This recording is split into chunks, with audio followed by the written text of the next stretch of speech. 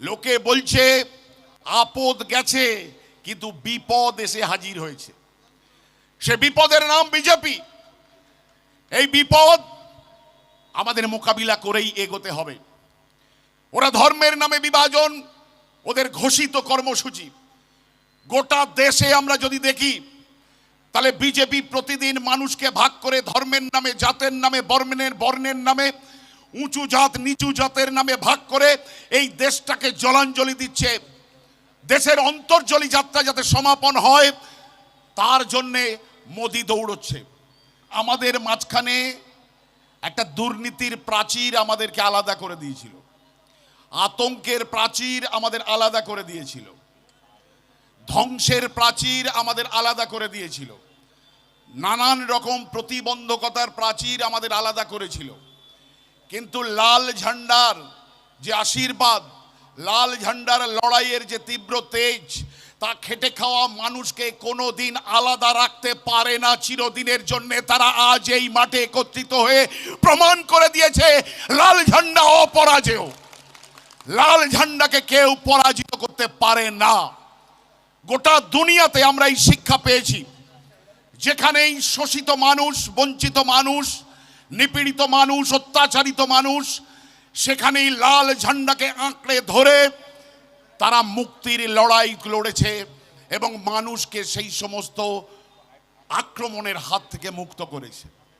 আমাদের গোপালপুর 2 নম্বর অঞ্চল, 1 নম্বর অঞ্চল, খাসবালান্ডা, হাড়োয়া, ওদিকে বকজুড়ি, শালিপুর, কুলটি, সোনাপুকুর, শঙ্করপুর, হাড়োয়া থানার মধ্যে শুধু নয়, হাড়োয়া থানার মধ্যে এই যে মোহনপুর, আটপুকুর, এই সমস্ত অঞ্চলেও অসংখ্য বর্গাদার, পাট্টাদার। আমরা জানি, আমরা তখন ছাত্র করতাম 1986 সাল। রাষ্ট্রপতি জ্ঞানী জৈল সিং দ্বিতীয় ভূমি সংস্কার আইনে তিনি সই করলেন। আর এই হাড়োয়া অঞ্চল শুধু নয়, হাড়োয়া, দেগঙ্গা, আমাদের পার্শ্ববর্তী এলাকার মানুষ অর্থাৎ কৃষক, ভূমিহীন, তাদের লাখো মানুষের মিছিল এখানকার ভবেশ বসদেশ তাড়িয়ে এখানে লক্ষ লক্ষ মানুষ এই পাট্টাদার, দখলদার, বর্গাদারের অধিকার প্রতিষ্ঠিত করেছিল। অর্থাৎ কৃষক আন্দোলনের ঐতিহাসিক মাটি হচ্ছে হাড়োয়া। সেই হাড়োয়াকে কলুষিত করেছে দীর্ঘ 15 বছর ধরে। পঞ্চায়েতকে আপনারা দেখেছেন, পঞ্চায়েত মানুষের মনি কোঠার ছিল। সেই মনি কোঠা থেকে দুর্নীতির আস্তাকুড়ে পরিণত করেছে দীর্ঘ 15 বছর ধরে তৃণমূল কংগ্রেস। তৃণমূল কংগ্রেস তো গেছে। আপনারা দেখেছেন বিশ্বে যুদ্ধ পরিবেশ, কোথাও যুদ্ধ চলছে। আমাদের এখানে পেট্রোলের দাম বাড়ছে হু করে, গ্যাসের দাম বাড়ছে হু করে, নিত্য প্রয়োজনীয় জিনিস সহ ওষুধের দাম বাড়ছে প্রতিদিন। লড়াই, আন্দোলন, সংগ্রাম আমরা বলেছি। আমি একজন কৃষক আন্দোলনের কর্মী হিসাবে আমরা কাজ করতে গিয়ে মানুষকে বলেছি যে আমাদের দেশে কৃষকরা বেশি করে আক্রান্ত। কৃষকরা প্রতিদিন নির্যাতিত হচ্ছে, বঞ্চিত হচ্ছে আমাদের দেশ এবং রাজ্যের সরকারের নীতির কারণে। এই নীতি আমাদের বদলে দিতে হবে। আর সেই নীতি বদলানোর কাজে আমরা হাত দিয়েছি। আপনাদের এই উজ্জ্বল উপস্থিতি প্রমাণ করছে আগামী দিনে যতটুকু দুর্নীতির শিকড় এখানে গজিয়েছে সেগুলোকে উপড়ে নর্দমায় ফেলে দিতে আমাদের 1 সেকেন্ড সময় লাগবে না। আমরা সে কাজ নিশ্চিতভাবে ঐক্যবদ্ধভাবে করতে চাই। আমাদের যত গণসংগঠন আছে, ছাত্র, যুব, মহিলা, ক্ষেতমজুর, কৃষক আন্দোলন সহ অন্যান্য গণসংগঠনকে আরো বেশি ক্ষুরোধার করতে হবে। আপনারা দেখেছেন এখন অনেক মানুষ তারা হাসি মুখে, একটু হালকা মেজাজে আজকে সভাতে এসেছেন। দীর্ঘদিন তাদের বুকের মধ্যে একটা জমাট বাঁধা, দম বন্ধ করা পরিস্থিতির মোকাবিলা করছিলেন। তারা সুযোগের অপেক্ষায় ছিলেন। মানুষ সেই সুযোগ তৈরি করে দিয়েছে, কিন্তু এক নতুন আশঙ্কার পরিবেশ তৈরি হয়েছে। আপনারা যদি দেখেন বিজেপির যে সংকল্পপত্র, নির্বাচনের প্রাক্কালে ওরা কি দিয়েছিল আপনারা শুনেছিলেন। এই শুভেন্দু অধিকারী যখন বিরোধী দলনেতা ছিল, তার বক্তব্য আপনারা শুনেছেন যে কোনোভাবেই এই হকারদের উচ্ছেদ করা যাবে না, হকার উচ্ছেদ বেআইনি। আর আজকে সরকারে বসতে পারেনি। আপনারা দেখেছেন আমরা সরকার যেদিন শপথ নিল তার আগের দিন 8 তারিখে বামপন্থী দলগুলোর প্রতিবাদ মিছিল কলকাতাতে আমরা সংগঠিত করেছি এবং আমরা বলেছি যে কোনো রকম বুলডোজার চলবে না। এই যে বুলডোজারের সামনে দাঁড়িয়ে লড়াই করার নেতা কমরেড শতরূপ সহ আরো যারা আমাদের গোটা রাজ্য জুড়ে এই সমস্ত আক্রমণের বিরুদ্ধে দাঁড়িয়ে লড়াই হচ্ছে।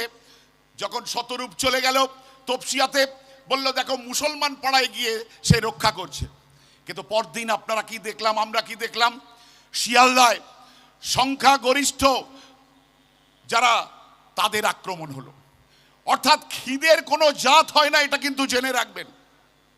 মানুষের যে খিদে, এই খিদেকে হিন্দু মুসলমান দিয়ে ভাগ করা যায় না। আজকে ওরা চেষ্টা করছে, কারণ ওদের পেছনে একটা ষড়যন্ত্র আছে। সেই ষড়যন্ত্র হচ্ছে আমাদের দেশে বিদেশি দেশি পুঁজিপতিদের জায়গা করে দেওয়া, কর্পোরেটদের জায়গা করে দেওয়া। আপনারা জানেন আজ রেল লাইন আমাদের হাসনাবাদ ডবল লাইন হয়েছে, কারো দোকান তুলে দিতে হয়নি, তো সহজে হয়ে গেছে।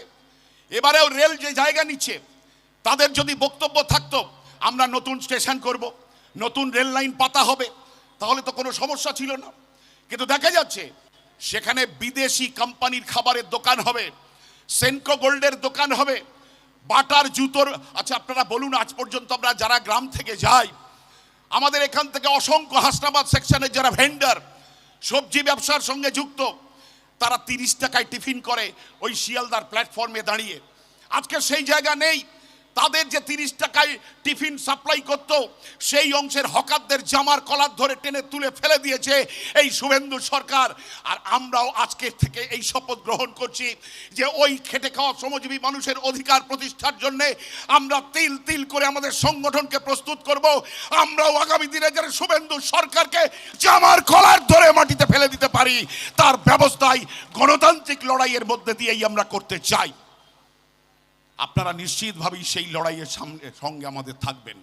বামপন্থীরা চিরকাল সামনে থেকে গণতান্ত্রিক আন্দোলনের নেতৃত্ব দিয়েছে।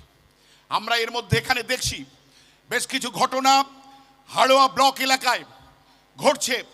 নানান রকম দোলাচাল শুরু হয়েছে, এদিক থেকে সেদিক। এই যে লুকোচুরি খেলা, এই লুকোচুরি খেলা বন্ধ হতে হবে। আপনারা নজর রাখবেন, যারা দেখেছেন জার্সি বদলানোর খেলায় মেতেছে অনেক, এই আপনারা দেখছিলেন না, দুর্নীতি করে জার্সি বদলানোর খেলায় মেতেছিল হাড়োয়া অঞ্চলের প্রাক্তন প্রধান, বর্তমানের উপপ্রধান ছিল। তারপরে কিরকম দেখেছেন তো, ডিমের গেম শুরু হয়েছে, দেখেছেন তো? আপনারা কেউ দেখেননি? আরে কিছু বলছেন না, আমরা বলি বোধহয় আপনারা দেখেননি। তাহলে এই অবস্থা আরো বৃদ্ধি পাবে। দুর্নীতির সঙ্গে যারা যুক্ত তাদের চিহ্নিত করতে হবে।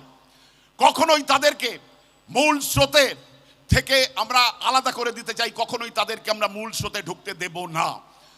দুর্নীতির সঙ্গে যারা যুক্ত করে মানুষের উপরে অত্যাচার করেছে, মানুষের এই বিভাজনের রাজনীতিকে আরো বেশি করে মদত দিতে তারা সাহায্য করেছে, গরিব বর্গাদার খেটে খাওয়া শ্রমজীবী মানুষের অধিকার যারা বছরের বছর ধরে কেড়ে নিয়েছে, আমরা তাদেরকে নিশ্চিতভাবেই চিহ্নিত করেছি। আমাদের চোখে আছে, আমাদের চিন্তায় আছে, এবং সময় সুযোগ পেলেই আন্দোলনের মাটিতেই তাদের আগামী দিনে কবর দিয়ে দেওয়ার ব্যবস্থা আমরা করে দেব।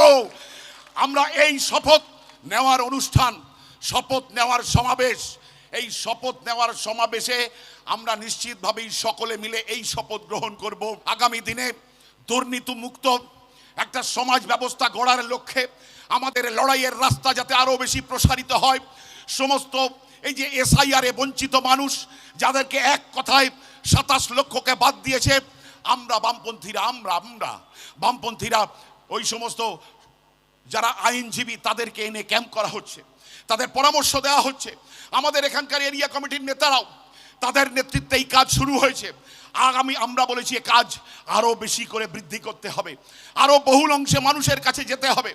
আজকে আপনারা দেখছেন না আমাদের যা প্রশাসন, এই প্রশাসন আমাদের এই সভা করতে সাহায্য করেছেন, আমরা তাদের কাছে নিশ্চিতভাবেই কৃতজ্ঞতা প্রকাশ করব।